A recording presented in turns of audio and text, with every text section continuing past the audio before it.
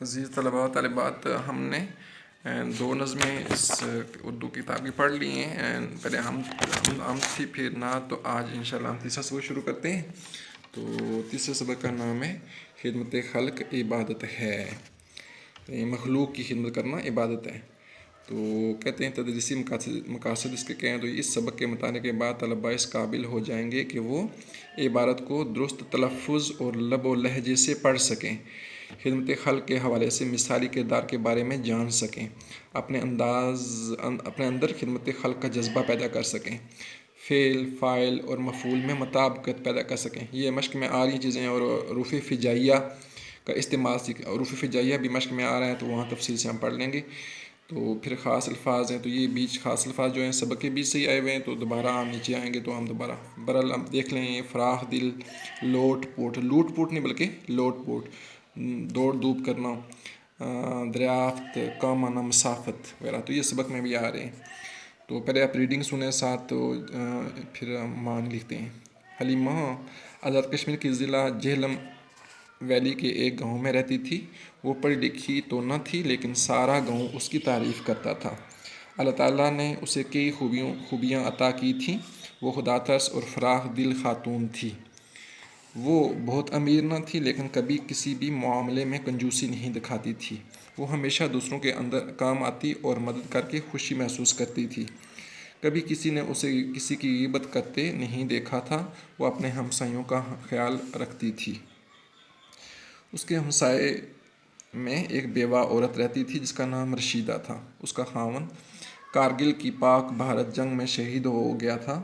اس کی 2 بیٹیاں تھیں. دونوں بیٹیاں بڑی لائق اور ذہین تھیں. بڑی بیٹی کا نام معروف تھا اور چھوٹی کا نام مہاجبین. وہ اپنے والد کی شہادت کے بعد اکثر اداس رہتی تھیں. حلیمہ رہتی تھیں 2 بیٹیاں رہتی تھیں.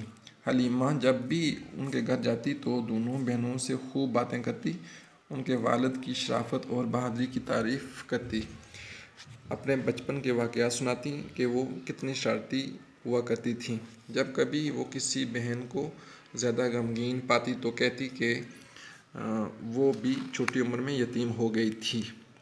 اس کے والد فوجی تھے اور کشمیر کی آزادی کی خاطر بھارتی فوج سے لڑتے ہوئے شہید ہوئے تھے. کبھی وہ دونوں بہنوں کی یوں ڈھارس بندھاتی، یعنی حوصلہ بڑھاتی کہ ہمارے پیارے نبی حضرت محمد صلی اللہ علیہ وآلہ وسلم جب اس دنیا میں تشریف لائے تو ان کے والد گرامی اللہ کو پیارے ہو چکے تھے. حلیمہ کی باتیں سن کر دونوں بہنیں مطمئن سی ہو جایا کرتی تھیں.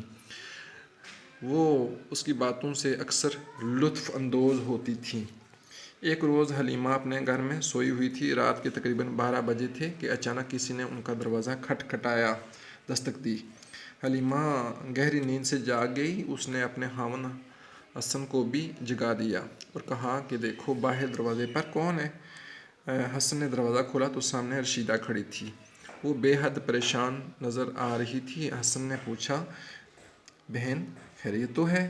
رات گئے اس وقت کیا بات ہے؟ رشیدہ بولی، بھائی میری چھوٹی بیٹی کے پیٹ میں سخت درد ہے. درد کی وجہ سے اس کا برا حال ہے. وہ لوٹ پوٹ ہو رہی ہے. خدا را ہماری مدد کریں. حسن کہنے لگا، بہن اس وقت آدھی رات ہے، ہم کہاں جائیں گے؟ صبح ہوتے ہی ہم تمہاری بیٹی کو کسی ڈاکٹر کے پاس لے جائیں گے، اللہ کرم کرے گا. اتنے میں حلیمہ بھی آ گئی اور رشیدہ کے ساتھ اس کے گھر چلی گئی. مہاجبین کا واقعی برا حال تھا. اس کی حالت دیکھی نہ جاتی تھی. وہ درد سے بری طرح کراہ رہی تھی. تو یہ ہم نے ریڈنگ کی ہے. تو بچوں ہم معنی بھی لکھتے ہیں، لیکن آپ یہ اردو میں آئے کبھی مختصر اس کی تشریح کریں، وضاحت کریں، تو جہاں مشکل لفظ ہو اس کو سیدھا کر دینا ہوتا ہے. مثلاً یہ ہم دیکھ لیتے ہیں کہ یہ رشیدہ بولی، بھائی میری چھوٹی بیٹی کے پیٹ میں سخت درد ہے، درد کی وجہ سے اس کا برا حال ہے. وہ لوٹ پوٹ ہو رہی ہے، یعنی وہ اداس ہے، بے چین، بے قرار ہے. خدا را اللہ کے لیے، خدا کے لیے ہماری مدد کریں، یعنی اس کا معنی لگا دیں. لفظ کا سیدھی کرتے جائیں تو یہ سلیس اردو، سادہ اردو ہوتی ہے. تو آسان معنی آپ کو آئیں گے تو پھر آپ سادہ اردو اس کی بنا لیں گے. تو آئین میں یہاں اختتام کر لیا. اب ہم دیکھتے ہیں اس کے ان میں سے جو مشکل الفاظ ہیں ان کے معنی. تو بچوں جو اس کے بیچ مشکل الفاظ ہیں ان میں سے پہلا لفظ ہمارے پاس آیا ہے یہ عطا کی. عطا کرنا آسان ہے، نوازنا، دینا. عطا کی دی یعنی نوازی.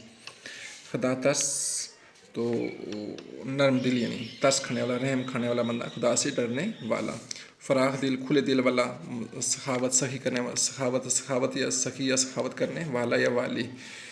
تو اداس کا مطلب ہوتا ہے پریشان. شرافت سادگی آسان ہے، شریف بندہ ہو.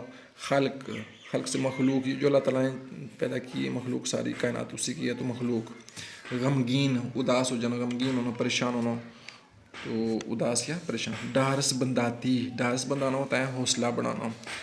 اللہ کو پیارا ہونا تو فوت ہو جانا یعنی وصال فرما جانا، وصال کر جانا. مطمئن پڑھتے رہتے ہیں، مطمئن ہوتا ہے، یہ حمزہ لگی زیر مطمع می پیش تو مزرما حمزہ زیر مطمئن. اطمینان سکون. لطف اندوز ہونا، لطف لینا، مزے لینا، لطف لینا یا مزے لینا. لوٹ پوٹ ہونا، لوٹ پوٹ کا ہوتا ہے بے چین ہو جانا، بے قرار ہو جانا، تڑپنا. تو کرہنا ہوتا ہے آہیں بھرنا، رونا، سسکیاں بھرنا. خدا رہا ہوتا ہے خدا کے لیے، اللہ کے لیے. تو بس یہی الفاظ تھے، تو آپ ان کو اپنی کاپی پر نوٹ کر لیں اور انہیں یاد بھی کریں. تو اپنا خیال رکھیے گا. اللہ حافظ.